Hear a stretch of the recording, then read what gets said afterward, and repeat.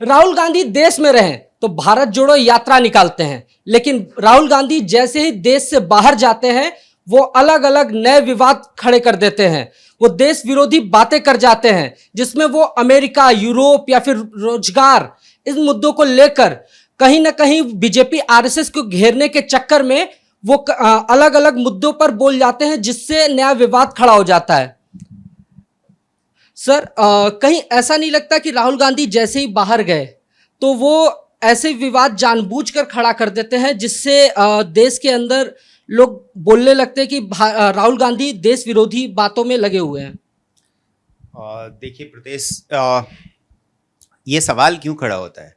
ये सवाल इसलिए खड़ा होता है क्योंकि वो जो बात बोल के आते हैं, जो बात उनको देश में चर्चा करनी चाहिए, अगर रोजगार की ज़रूरत है तो वो देश में बात होनी चाहिए ना। आप अमेरिका में बैठ के किसको सुना रहे हैं?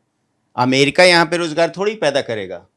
पैदा तो यहाँ के लोगों को करना है, यहाँ की सरकार को करना है। और आप यहाँ के विपक्ष के नेता हैं तो आप सवाल कर सकते हैं, आप संसद में सवाल कर सकते हैं, आप रोड पे आ सकते हैं, आप सरकार के खिलाफ प्रोटेस्ट कर सकते हैं, सरकार से प्रदर्शन करके आप बात रख सकते हैं। तो आप देश के अंदर इस बातों को रख सकते हैं। अच्छा, दूसरी बात ये नहीं कि आप सिर्फ ये कर रहे हैं, आप वहाँ जाके तुलना कर रहे हैं। तुलना किससे कर रहे हैं? चीन से कर रहे हैं। तो ये चीन का जो प्रेम दिखता है आपका ना, तो सवाल यहाँ खड़ा होता है कि भाई अगर आप भारत की बात कर रहे हैं तो भारत की बात करिए ना, भारत के प्रोग्रेस की बात करिए, डेवलपमेंट की बात करिए, कैसे हो सकता है, उसके लिए क्या करना चाहिए। आप एक विपक्ष के नेता के रूप में एक शैडो पीएम आपने आपको अब बोलते हैं, तो एक शैडो पीएम वाली भूमिका होनी चाहिए, ना कि ऐसा स्टेटमेंट, वो भी अमेरिका या दूसरे। कभी आप ब्रिटेन जाते हैं तो वही हाल करते हैं, यूके में पिछली बार गए थे वहाँ बोल के आए, अभी आप अमेरिका में हैं। तो ये जो आप विदेश में जाके इस बात को करते हैं और देश को एक तरह से अपमानित करने वाली बात आप करते हैं, तो फिर लोगों के दिमाग में ये सवाल जरूर उठेगा कि क्या ये किसी प्रोपेगेंडा के तहत हो रहा है, क्या ये किसी चालबाजी के तहत ऐसे किया जा रहा है। तो इसलिए सवाल उठ रहा है और इसलिए यहाँ के विपक्ष के जो बीजेपी के नेता हैं वो इस बात को उस तरह से ले रहे हैं और आम जनता भी उसको उसी तरीके से लेती है कि कुछ इनके अंदर क्या चल रहा है, क्या खिचड़ी पक रही है, आखिर चीन के लिए इतना प्रेम क्यों है। तो ये बार बार जो चीन का प्रेम दिखता है उस पर सवाल उठना वाजिब है। सर, अभी राहुल गांधी ने चीन पर बोलते बोलते बोला कि वहाँ रोजगार की समस्या नहीं है। साथ ही उन्होंने कह दिया कि वियतनाम में भी रोजगार की समस्या नहीं है। वियतनाम और भारत की तुलना कर दी, जहाँ की अगर आज बात करें, भारतीय 1 रुपये वहाँ पे लगभग 300 350 रुपये के लमसम है। तो भी वियतनाम और भारत की तुलना कहाँ से हो सकती है? देखिए, इसीलिए इन पे सवाल खड़ा होता है और इनके जो इनके ज्ञान पे भी लोग सवाल खड़ा करते हैं, इसलिए करते हैं कि ये बोलते बोलते क्या बोलते हैं। जैसे अभी हम रोजगार की बात करेंगे, इसके बाद हम जो मैथोलॉजी पे जो उन्होंने बात की है उस पर भी बात करेंगे। अभी रोजगार की बता दें, जिस चीन की बात ये कर रहे हैं उस चीन का अभी का जो डाटा है वहाँ 17.1% अनएम्प्लॉयमेंट रेट है यूथ के बीच में। इंडिया में वो रेट जो है वो 4 से 5% के अंदर है। किस बात की तुलना, अगर तुलना भी कर रहे हैं तो कम से कम डाटा तो सही पेश करें। आप जुलाई 2024 का डाटा है, चाइना में यूथ अनएम्प्लॉयमेंट रेट जो है वो 17.1%। आप कह रहे हो कि चीन में बेरोजगारी नहीं है, चीन बेरोजगार। इवन अमेरिका की भी बात, उन्होंने अमेरिका को भी कहा, पश्चिम को भी कहा, अमेरिका में ये रेट 4.1% है अनएम्प्लॉयमेंट रेट, यूके में 4% है, इंडिया में 4 से 5% के बीच है अनएम्प्लॉयमेंट रेट। तो लगातार इवन यूथ का अगर आप देखेंगे इंडिया में डाटा, तो इंडिया में 10% के अंदर है अनएम्प्लॉयमेंट रेट जो यूथ के बीच में है। तो फिर किस तरह से ये इसलिए समझ में आता है कि कहीं कोई प्रोपेगेंडा के तहत ये बात नहीं की जा रही है। और जाके यूएस में आप बात कर रहे हो जहाँ से हजारों, देखिए भारत इतनी तेजी से आगे बढ़ रहा है ग्रोथ। जो आईएमएफ की डिप्टी एमडी हैं गीता गोपीनाथन, उन्होंने भी अभी आके कहा कि 2027 तक इंडिया 3rd लार्जेस्ट इकोनॉमी बन सकता है। जो ग्रोथ रेट अभी चल रहा है उसको देखें तो फिर आप किस आधार पे ये बोलते हो, जबकि डाटा जो है वो बिल्कुल अलग है। आपके बोलने और डाटा को अगर तुलना की जाए तो डाटा बिल्कुल अलग दिखा रहा है। तो आप किस आधार पे, और आप किस आधार पे नहीं, बल्कि देखिए जो कौशिक बसु हैं, एक इकोनॉमिस्ट हैं जो यूपीए गवर्नमेंट में 2009 से 12 तक वो चीफ इकोनॉमिक एडवाइजर थे पीएम के, उन्होंने अभी एक डाटा पेश किया।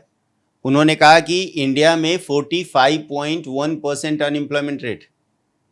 वो किस आधार पे करें जब सारा डाटा जो है आईएमएफ का डाटा ये नहीं कर रहा है, बाकी जो वर्ल्ड के दूसरे जो लोग हैं अनएम्प्लॉयमेंट पे रेट का जो है, इवन पीआईबी ने जो डाटा, इवन लोकसभा में सरकार ने जो डाटा दिया है उसमें भी 4 से 5% का है। वो किस आधार पे कह रहे हैं कि 45.1% है, और वो कैसे दिखा रहे हैं कि 20 से 24 साल के बीच का जो है वो डाटा को दिखा के वो लोग पेश कर रहे हैं और प्रोपेगेंडा फैला रहे हैं कि इतना % अनएम्प्लॉयमेंट रेट। 20 से 24 के बीच में क्या होता है, यूथ पढ़ाई कर रहा होता है, अभी वो रोजगार में नहीं जा रहा होता है, तो ऑब्वियसली उसमें कम लोग होंगे। लेकिन वही सेम डाटा जिसका वो लोग एग्जाम्पल दे रहे हैं, वहाँ पे अगर 30 के ऊपर का बात करेंगे तो वहाँ पे अनएम्प्लॉयमेंट रेट 2% है। सेम डाटा, तो सेम सोर्स को लिमिट, ये लोग क्या प्रोपेगेंडा के तहत उसी डाटा को दिखाने की कोशिश कर रहे हैं। आप समझिए कि 20 से 24 तक यूथ क्या कर रहा होता है, पढ़ाई कर रहा होता है, तैयारी कर रहा होता है, तो वो एम्प्लॉयमेंट कैसे वहाँ पे उस रेट को आप कैसे कह रहे हैं कि ये देखो इंडिया में 45.1% अनएम्प्लॉयमेंट है। तो इन सब चीज़ों को अगर देखेंगे तो लगेगा कि आप जबरदस्ती का भारत को बदनाम करने की कोशिश हो रही है। और दूसरी बात कि आप ये बार बार ये बात जाके जो विदेशों में करते हैं, तो इससे और इस बात को बल मिलता है। जहाँ तक रोजगार की कहस है, इसके बाद उन्होंने हिंदू सभ्यता को लेकर भी बात कर दी, साथ ही साथ भगवान शिव पर बोल दिया है। भगवान शिव को लेकर उन्होंने कर दिया कि विनाशकर्ता के देवता हैं।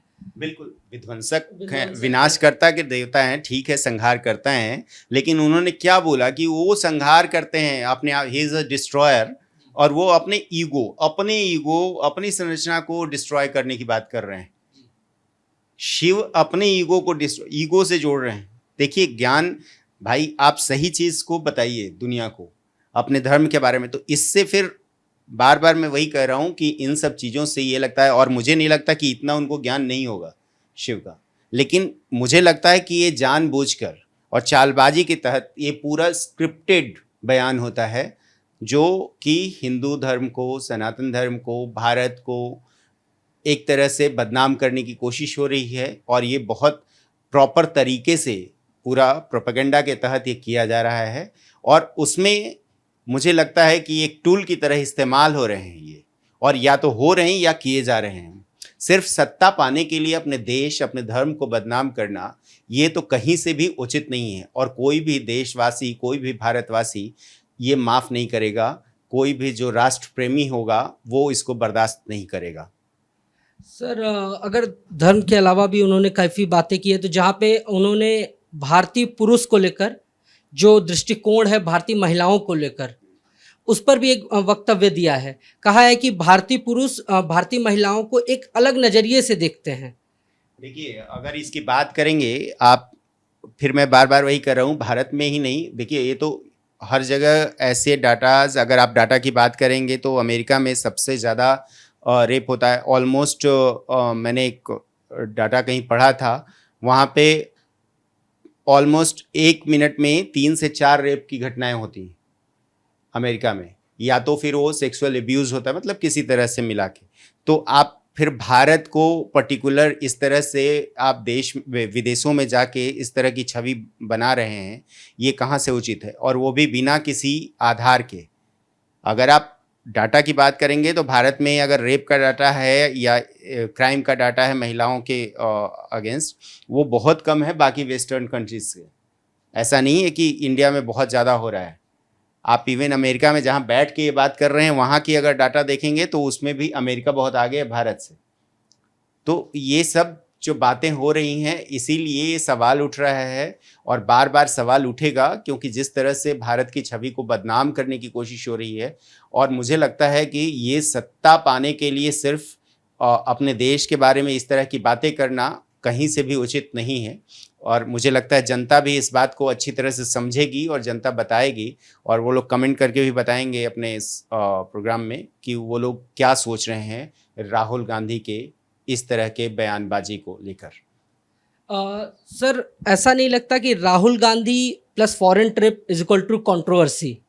क्योंकि जब जब राहुल गांधी ने भारत से बाहर कदम रखा, एक नए विवाद को जन्म दे दिया। देखिए, कंट्रोवर्सी ने इंडिया ओवरसीज कांग्रेस जो इनका है वो ये काम ही कर रहा है, और मैं बार बार कह रहा हूँ कंट्रोवर्सी नहीं, ये जानबूझ के बहुत ही स्क्रिप्टेड, ये पूरा स्क्रिप्ट है बना हुआ, कैसे बोलना है और क्यों बोलना है। जैसे वो बार बार कह रहे हैं कि भारत में नफरत की राजनीति, अमेरिका में बैठ के आप किस तरह का आप अपने देश की छवि को ला रहे हो। कोई भी आदमी अपने देश की छवि को अच्छा बताता है, अच्छा करने की कोशिश करता है, क्या भारत में नफरत फैल रहा है हर जगह?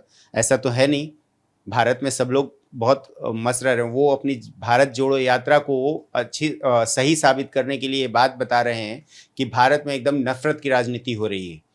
तो आप उस देश में बैठ के क्यों ये बातें कर रहे हो? भारत में आओ, भारत में बैठो, भारत की सरकार से बात करो, भारत की जनता से बात करो। ये अमेरिका तो सुलझाने वाला नहीं है। कोई भी अगर प्रॉब्लम है या कोई परेशानी है तो ये कंट्रोवर्सी नहीं है। मेरे हिसाब से ये पूरी तरह स्क्रिप्टेड है, प्री प्लान्ड है, और जो कि इनका इंडिया ओवरसीज कांग्रेस जो इनका है वो ये काम कर रही है बैठ के अमेरिका में और बाकी जगहों में, यूके यूएस में, जहाँ जहाँ इनका चैप्टर है, सब जगह ये लोग बहुत ही प्लानिंग के तहत, और जो उनके मुखिया हैं सैम पित्रोदा, वो उसको स्क्रिप्ट कर रहे हैं, और उसके बाद इनको एक टूल की तरह इस्तेमाल करके राहुल को आगे किया जा रहा है और राहुल उस पर बयान दे रहे हैं।